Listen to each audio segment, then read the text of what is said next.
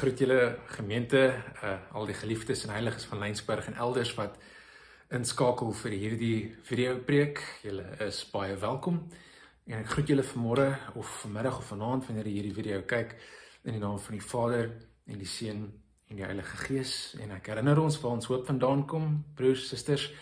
My hoop en joune, dit kom van ons Here wat hemel en aarde geskaap het, wat trou bly tot in alle ewigheid en nooit die werke van sy hande, dis ek, dis jy, laat vaar nie.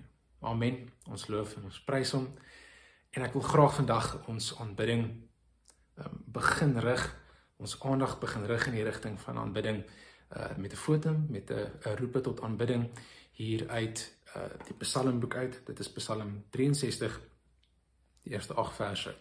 Ons luister en ons gebruik hierdie woorde van die psalmdigter as ons eie woorde van aanbidding. God, U is my God. Na U soek ek, my siel dors na U. My liggaam smag na U in 'n droë, uitgeputte land sonder water. So het ek uitgesien na U in die heiligdom, om U krag en glorieryke teenwoordigheid te ervaar. Want U troue liefde is beter as die lewe. My lippe sal U roem, so sal ek U prys in my lewe. In U naam sal ek my hande ophef.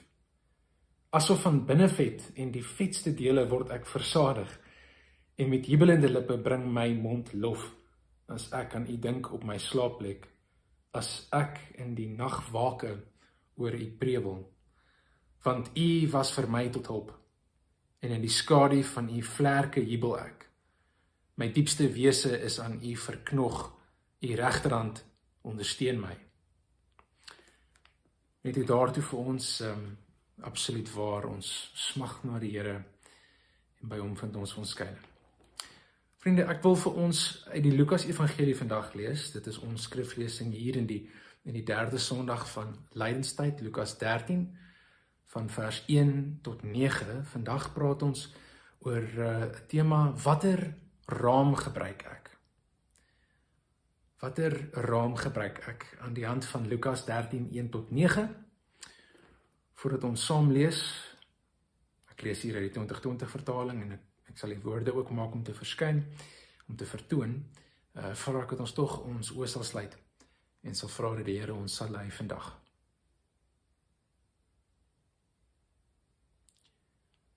Ons dierbare Here, ons kom na U toe, U wie ons God is, na wie ons soek, na wie ons siel dors, na wie ons liggaam smag, na wie ons uitsien.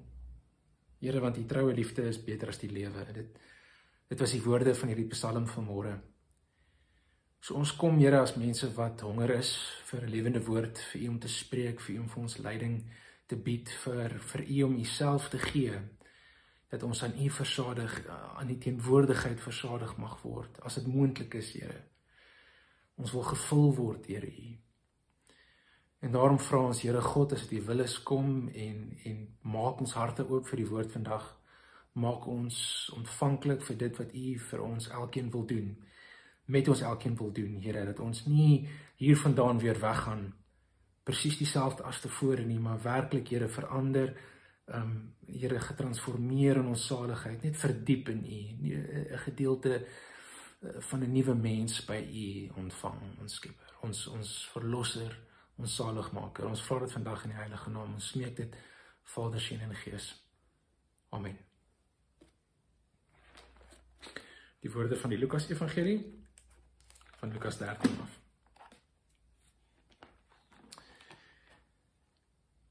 Juis in daardie tyd was daar mense teenwoordig, wat hom vertel het van die Galileërs wie se bloed Pilatus met die van hulle offerdiere gemeng het. Hy het hulle geantwoord en gesê, dink julle daardie Galileërs was groter sondaars as al die ander Galileërs, omdat hulle hierdie dinge gelei het? Beslis nie, sê ek vir julle, maar as julle nie bekeer nie, sal julle almal net so omkom. Of daardie 18 wat dood is toe die toring van Siloam op hulle geval het, dink julle dat hulle skuldiger was as al die inwoners van Jerusalem? Beslis nie, sê ek vir julle. Maar as julle nie bekeer nie, sal julle almal net so omkom. Hy het die volgende gelykenis vertel. Iemand het 'n vyeboom gehad wat in sy wingerd geplant was. Hy het vrugte daaraan gaan soek en niks gevind nie. Toe het hy vir die tuinier gesê, kyk, dis al 3 jaar wat ek vrugte aan hierdie vyeboom kom soek en niks kry nie. Kap dit uit. Waarom moet dit die grond langer uitput? Maar hy antwoord hom en sê vir hom, meneer, laat dit nog hierdie jaar bly staan. Totdat ek rondom gespit en misgegee het, en as dit dan volgende jaar vrugte dra, goed. Maar as dit nie gebeur nie, kan u dit uitkap. Tot sover vir ons vandag die woord van die Here. Dank sê God. En vriende, ek weet nie of u al gegaan het om kunswerke te koop om 'n huis of een of ander besigheid of gebou mee te versier nie. Gewoonlik as jy by 'n tweedehandse winkel, 'n tweedehandse handelaar gaan soek, dan kry jy 'n klomp kunswerke, gewoonlik nog met 'n ou raam daar rondom. Dit kom met die raam wat dit gegee is van tevore. En soos ek sê, gewoonlik is dit maar 'n ou een, soms val dit uitmekaar uit. Soms werk dit net nie in die kamer waar jy dit wil opsit nie, so dit raak nodig om die ou raam af te haal en 'n nuwe raam op te sit. Nou, mense met 'n sensitiwiteit tot vir hierdie tipe ding sal vir jou sê dat die keuse van 'n raam eintlik baie saak maak wanneer dit kom by die uitstalling van 'n kunswerk. Afhangende van watter raam 'n mens opsit, kan dit die hele gevoel van 'n kunswerk verander. Dit verander die gevoel wat dit in 'n mens gewek word wanneer jy daarna kyk. Dit kan jou interpretasie daarvan verander. Ek meen, 'n ligter raam kan 'n tipe triomfantelike gevoel of 'n gelukkiger gevoel in iemand wek, en 'n donkerder raam kan weer die amper sombere atmosfeer van 'n kunswerk uithaal. Dit verander hoe 'n mens daaroor voel en hoe jy daaroor dink. Ek meen, ek wil graag net vir julle 2 voorbeelde bied. Ek meen, die eerste een is daar die uitbeelding van 'n tragiese toneel. Dit is die afsterwe van 'n persoon wie duidelik vir hierdie ander figuur baie belangrik was. Daar's 'n stuk hartseer daaraan. Nou, aan die linkerkant het ons 'n redelike eenvoudige houtraam rondom, wat nie veel sê nie, maar as ons dit vergelyk met die tweede raam, hier aan die regterkant, ek meen, dan sien ons hoeveel drama daarin gebou is. Daar's tekstuur aan hierdie raam, daar's 'n mate van donker aan hierdie raam, daar's moeite aan hierdie raam, daar's emosie wat in hierdie raam ingesit is, en ek dink dit sê vir ons baie meer oor die tipe menslike drama wat hier uitspeel. Dis nie 'n plat prentjie nie, want dit is nie 'n plat oomblik nie vir die hart nie, so daar moet iets aan die raam wees vir dit uithaal. En hier is 'n tweede een, ons het net gesê die raam wat bietjie meer aan die gang het is beter, maar kyk hier by hierdie takbok. Aan die linkerkant, jy weet, 'n tipe gedetailleerde, dramatiese raam. Maar vergelyk dit nou weer met 'n eenvoudige houtraam, die tipe wat nie vir die vorige een gewerk het nie. Maar kyk hoe dit vir jou die indruk gee van 'n natuurtoneel. Die hout voel soos bome, dit voel baie meer natuurlik vir die tipe terrein wat hierdie takbok in rond beweeg. So, vinnige oorsig hierso, die tipe raam wat 'n mens kies en wat 'n mens gebruik vir 'n kunswerk, het 'n groot impak oor hoe dit oordra en oor hoe ons dit interpreteer en wat met ons gebeur. Nou, dieselfde is ook waar vir die manier waarop ons die lewe interpreteer en gebeurtenisse daarin wat met ons gebeur, of nie stories wat ons hoor wat met ander mense gebeur het. Nou, watter raam is daar wat mense rondom die lewe plaas? Watter raam is daar waarmee ons die lewe interpreteer? Wel, dit is 'n mens se vooropgestelde idees, jou oortuigings, jou benadering, wat jy saam met jou dra en wat jy dan op die wêreld en op gebeurtenisse en oomblikke en ander mense toepas. Jy raam hulle daarin en jy interpreteer hulle in lig van die idees wat jy saam met jou na die ding toe bring. Goeders soos, wel, hoe lyk 'n suksesvolle lewe? Hoe lyk 'n suksesvolle lewe?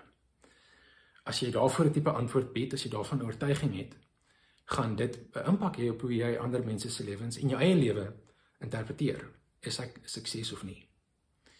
Watter deugde is daar wat 'n mens veronderstel is om na te jaag?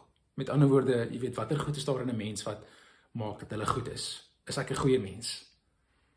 Is ek regverdig? Ons kan 'n klomp verskillende waardes of deugde identifiseer en dit gee 'n raam aan hoe ons ander mense beoordeel en interpreteer. Wie en wat is God? Nou kom ons by die geloofsvraag. Dis nog 'n vraag waarop die antwoord wat ons gee vir ons rigting gaan gee en ons in 'n bepaalde manier laat interpreteer wat rondom ons gebeur. Wanneer ons die lewe en die wêreld interpreteer. En waarmee is hy tans besig? Waarmee is God besig? En met wie is hy besig? En waarna toe werk hy in die wêreld vandag rondom ons? As 'n mens, jy weet, vooropgestelde idees oor hierdie klas van goeters het, dan kan 'n mens dan is daar 'n groot impak op die manier hoe 'n mens goeters interpreteer. Nou, iets soos optimisme is 'n sekere lens. Jy weet, daar's mense wat deur die lewe gaan met 'n baie optimistiese raam. En daar's ander mense wat met 'n pessimistiese raam omgaan. Tradisionalisme is 'n tipe raam, liberalisme is 'n tipe raam. En ek meen, afhangende van watter raam 'n mens gebruik om na die lewe te kyk, kan mense met verskillende rame na dieselfde gebeurtenis of dieselfde nuusopskrif kyk en drastiese ander gevolgtrekkings daaruit trek. Drastiese ander interpretasies. Ek dink ook oor 'n ander manier hoe mense verskillende interpretasies oor dieselfde Bybeltekste het. Waar kom dit vandaan? Dit kom van hulle raam af. Wat hulle daar plaas, sodat hulle die teks, die wêreld, wat ook al kan interpreteer. Een aspek van die lewe, wat interpretasie vra, omdat dit so persoonlik is, dat ek moet dink aan daai eerste skildery, is, wat doen ons met lyding, met mense wat seer het? Hoe interpreteer ons dit? Hoe interpreteer ons rampe wat met my of met ander mense gebeur? Hoe maak ons sin daarvan, wanneer daar goeie goed met slegte mense gebeur, of slegte goed met goeie mense? Hoe interpreteer ons dit? Hoe maak ons sin daarvan? Met watter raam kom ons daarna toe? En dit bring my by ons teks vandag, waar mense luister na wat Jesus te sê het oor 'n tipe oordeel wat kom. Jesus het vroeër in Lukas 3 vers 9 gesê, die Bybel lê reeds teen die wortel van die bome, en elke boom wat nie genoeg vrugte dra nie, word uitgekap en in die vuur gegooi. En daar sommige in hierdie skare rondom Jesus, dit laat hulle dink aan iets wat hulle nou onlangs gehoor het oor 'n nuusstorie. Hulle het gehoor dat die Romeinse prokurator of gouverneur in Jerusalem, die Romeinse Pontius Pilatus wie daar sit, dat hy sekere pelgrims van Galilea af, wat van Galilea af na Jerusalem toe gereis het, en daar in die tempel aanbid het, en daar hulle offergawes vir die Here gebring het. Dit laat dink hulle aan hierdie nuusstorie waar Pilatus hulle laat doodmaak het. Dit is baie dramaties. Hulle sê dat die bloed van hierdie pelgrims met die bloed van die offergawes gemeng het. Ek meen, dis skandelik. Dit is absoluut aaklig. Hoe erg is dit nie? Kan dit nie dalk wees wat Jesus besig is om oor te praat, wanneer hy praat oor 'n oordeel wat aan die kom is, en 'n byl wat besig is om bome af te kap nie? Ek meen, is daar nie dan, beteken dit nie dat daar 'n oordeel aan die kom is vir sommige mense, vir die slegte mense, vir die sondige mense? Want ek meen, kyk hoe swaar straf God hulle.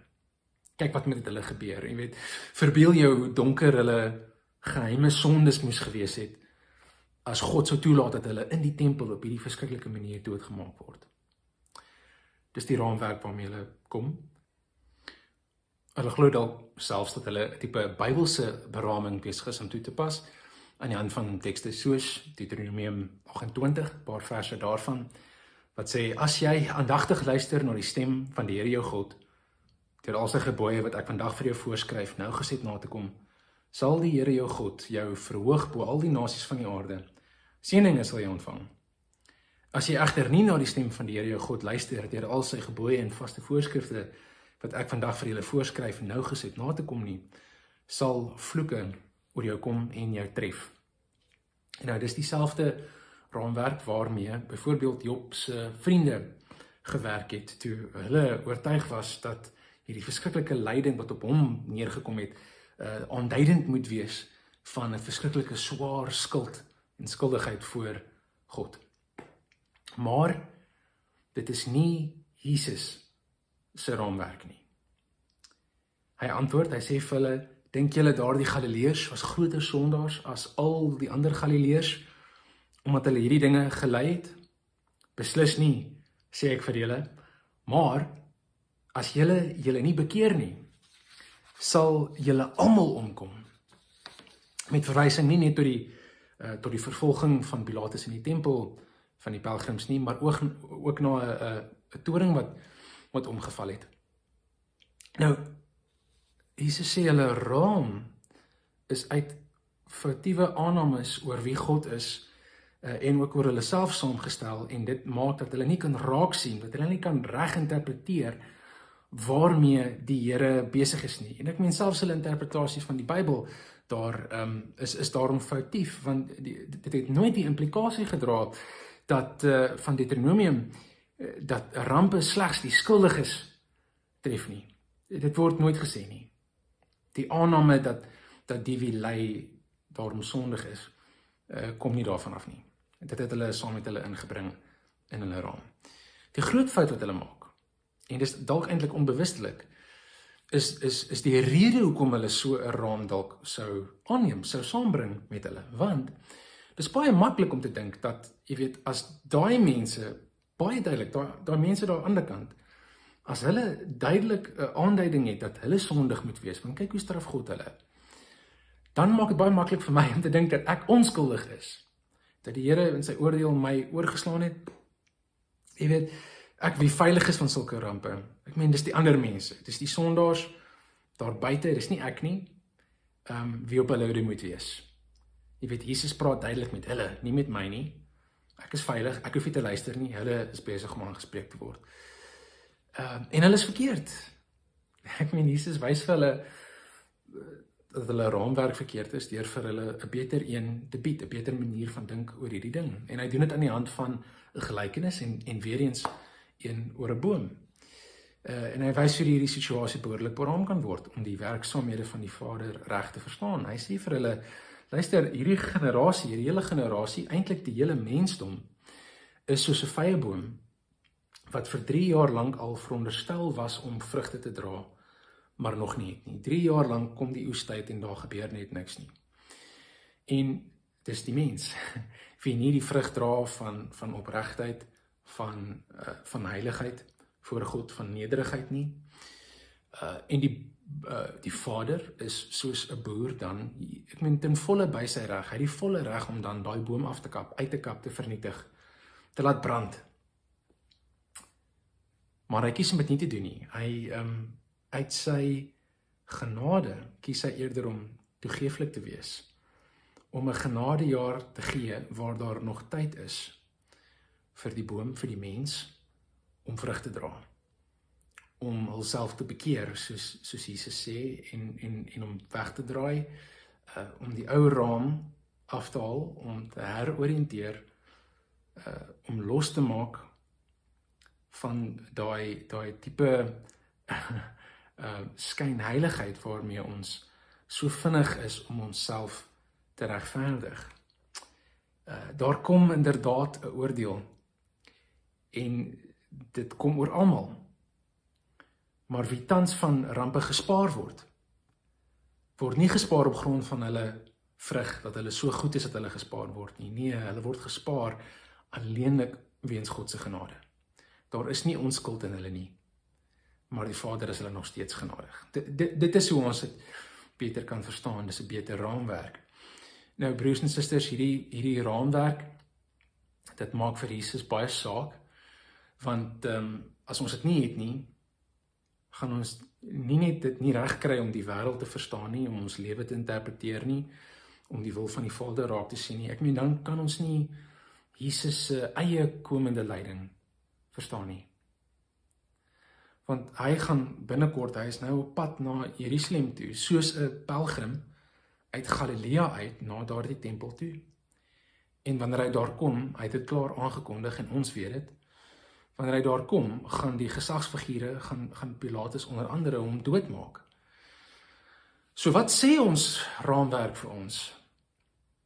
Oor die kruis, oor een wat vreeslik ly en wat sterwe. Sonder hierdie raamwerk van Christus af, gaan ons nie die kruis kan verstaan nie.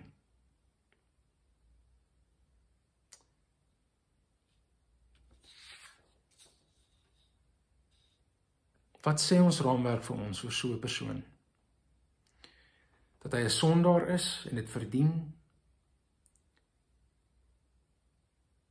Dat hy onder die oordeel van God staan?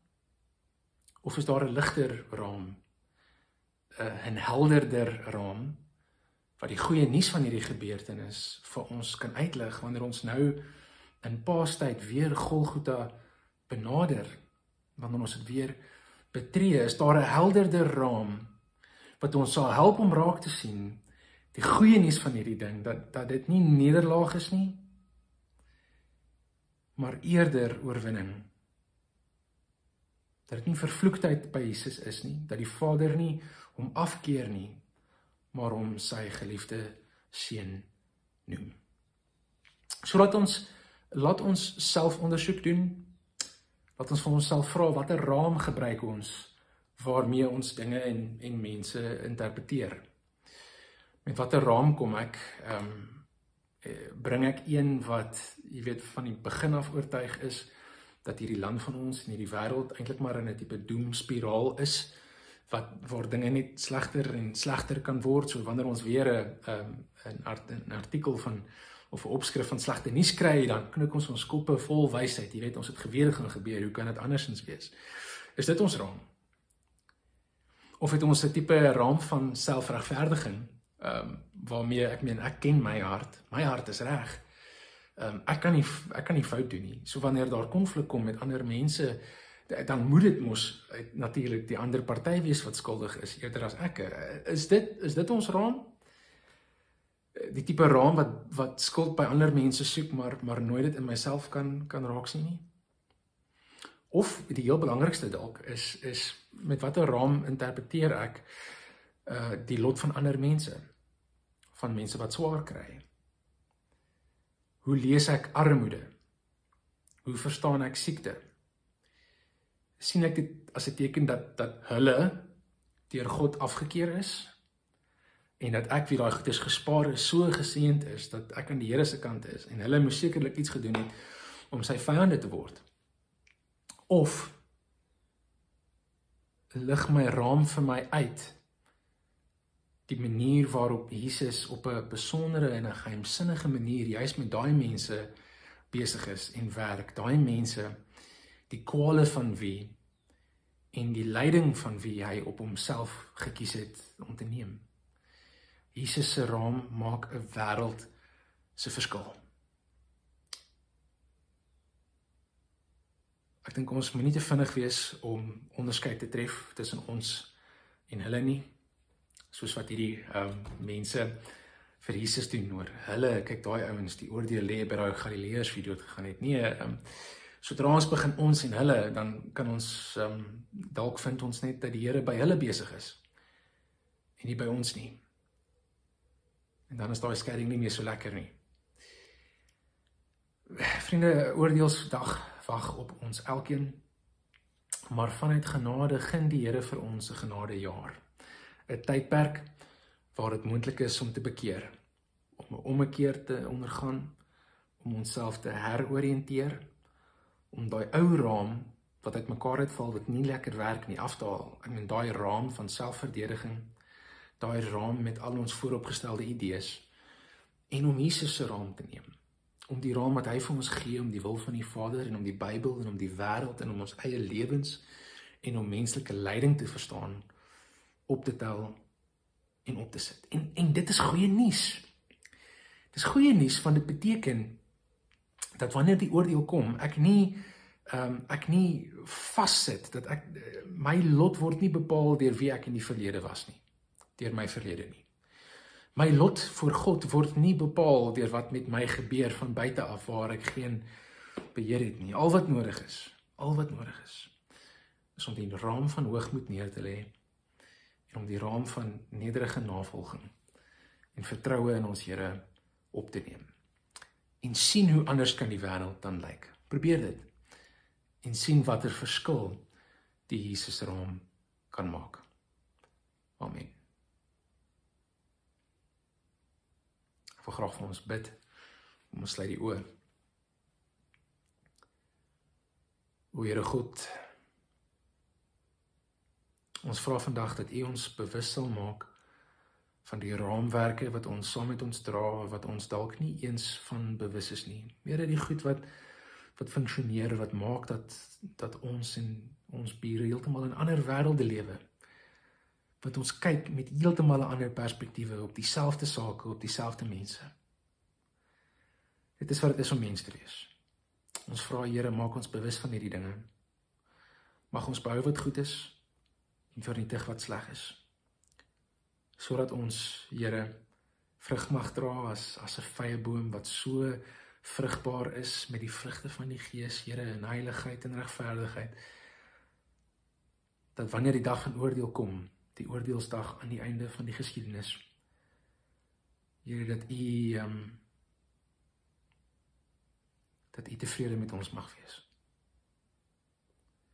Help ons ook in hierdie tyd om die kruis weer opnuut reg te kan verstaan, Here, dat ons met nuwe oë na Jesus kan kyk en hierdie paastyd wat om die draai is, Here, dat ons oë oopgemaak sal word vir wat God regtig toe en nou en eendag, deur die kruis bewerk vir ons en deur 'n graf wat oopgegaan het, Here. Maak ons oë oop daarvoor. Mag ons dinge sien wat ons nog nooit van tevore raak gesien het nie.